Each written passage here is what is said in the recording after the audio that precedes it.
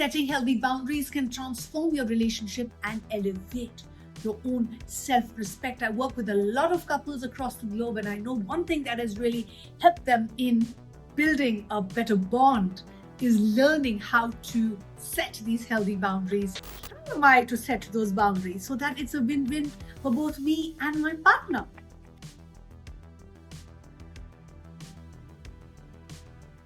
Hi everyone, this is me, Jyotika Bedi, founder of Happiness is Love. We make relationships better. Do you know how to set those healthy boundaries with love and respect in your marriage? If you are struggling, you're not alone. I've been married for 2 decades, and that's why we do the work that we do at Happiness is Love, because we believe that when we share, we learn and we grow, and together we build a better tomorrow. So here's the simple truth. All healthy relationships have healthy boundaries. This is a buzzword. It's become fashionable almost to use the word healthy boundaries. But do you know what it really means? What does it look like? What does it feel like?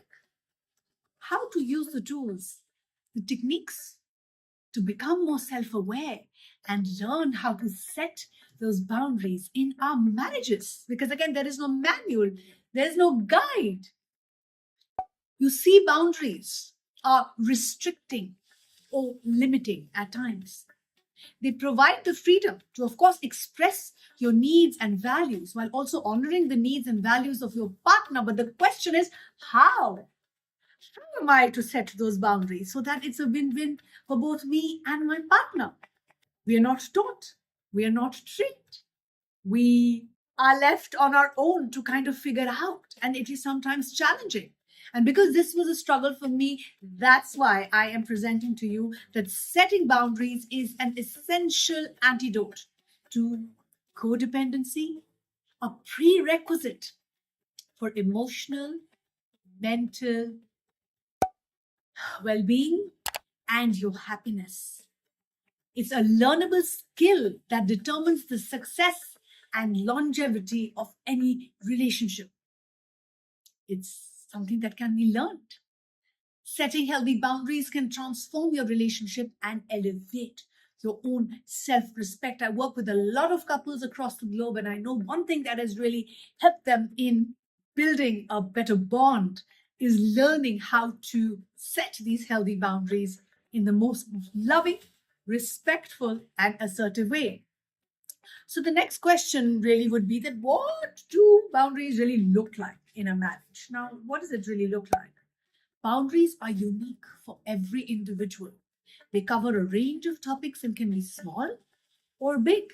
In the simplest terms, a boundary in marriage is the limit of what a person is willing to accept from their partner.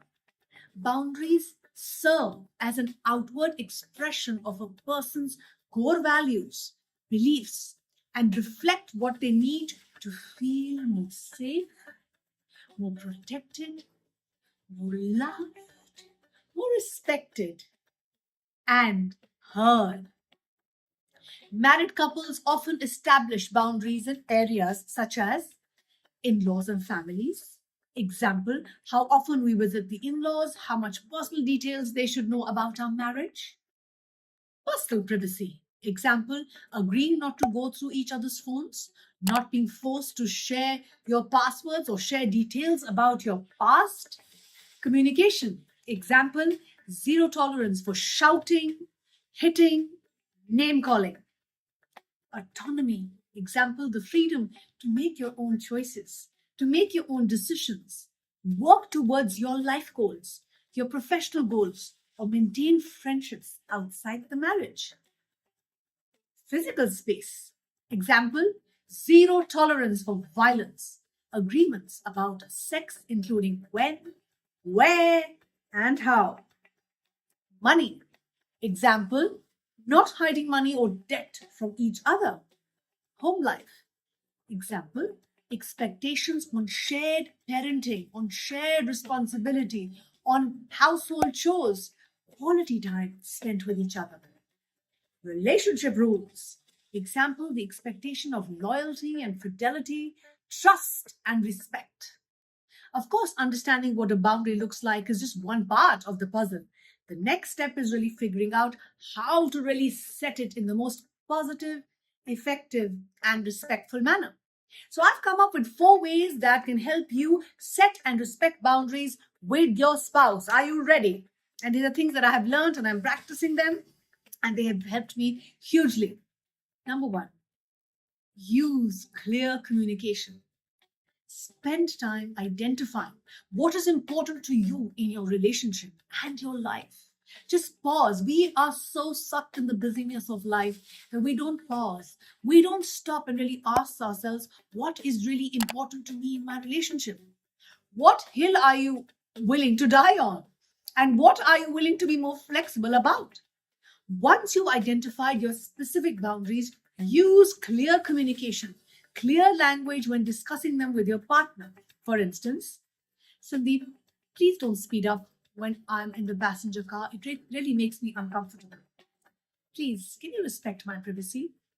I'm not okay with raised voices during conflict. Can you please lower your volume? This is something that has really helped me in my marriage. Pressure to have sex makes me uncomfortable at times. I need just half an hour to myself when I get home from work to decompress and better help with the kids. Sit down with your partner to discuss your values, your wants, your needs, and then agree upon boundaries that will uphold these needs. Make sure that these boundaries are both prepared to respect and honor each other. I work with a lot of couples where sometimes we forget that, okay, only my boundaries have to be respected, but what about the others? The goal is to reach a happy balance, a win win situation. And this will only happen if I practice the tools of healthy communication. What I tend to do is that I sometimes blame my partner for my unhappiness, my misery, my sorrows and frustrations, realizing that I'm the one who's not communicating in an effective manner what I want, what I need. Rather, I'm choosing to just blame, complain, and judge. And this then leads to a lose lose for everyone. Second, set clear consequences. Once you and your partner have discussed your boundaries, the musts and the must nots of your relationship need to be successfully discussed. The next step is to be clear about what the consequences will be when the boundaries are not respected. We do this as parents, don't we? And this is also important to hold ourselves accountable when we cross the boundary sometimes. For example, if you and your spouse agree that you will not raise your voices during a conflict, a consequence of yelling during a fight could be pausing the argument and taking a 30-minute break alone. It is imperative that you follow through the consequence of any boundary violation. Not following through shows your partner that you don't respect your own boundary. And if you don't respect your own boundary, why should you expect the other? So make sure that you are very, very clear together in identifying the violation of boundaries and hold each other accountable in the most loving and respectful way. Third, take responsibility. Remember, everything you do and say has a natural consequence, whether positive or negative. For example, if you're frequently critical of your spouse, they probably won't want to be intimate with you. It's that obvious. But if you speak kindly and refrain from yelling during an argument, without complaint, without blame or judgment, they are more likely to listen to you without judgment, to feel more secure and desire physical and emotional connection with you. It's really that simple. The same concept applies to honoring your partner's boundaries. Realize that what you say and do or don't do impacts your partner.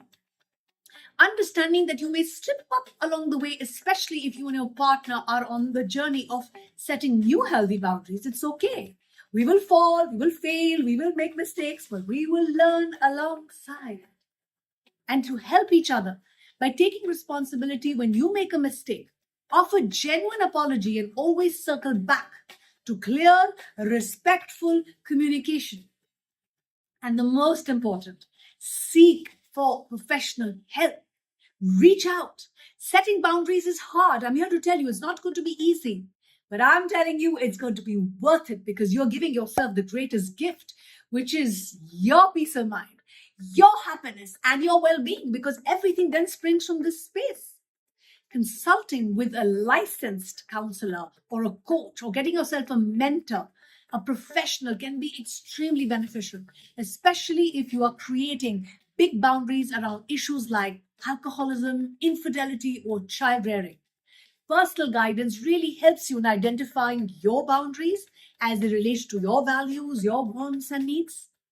Use language and tools to communicate your boundaries. Sometimes we don't have the language, we don't have the words. And that's why we help you at Happiness is Love to really curate that script for you so that you can be better equipped to handle a healthy conversation. Establish appropriate consequences for boundary violations. Very important.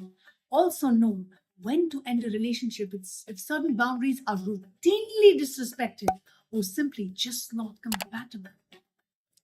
I hope this video was useful to you if you are struggling with any aspect of your life, whether it is setting boundaries or learning the tools of healthy communication, wanting to be more assertive in your relationship.